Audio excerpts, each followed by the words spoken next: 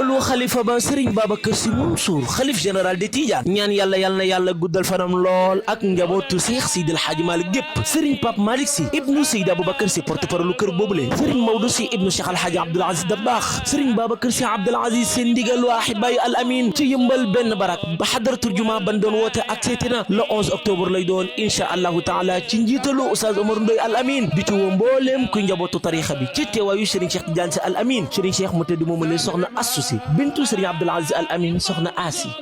bintu Mam As Oustaz Fata Sarr Cheikh Babacar Diop bu Njaxeer di ci woo Chérif Ibrahima Haydara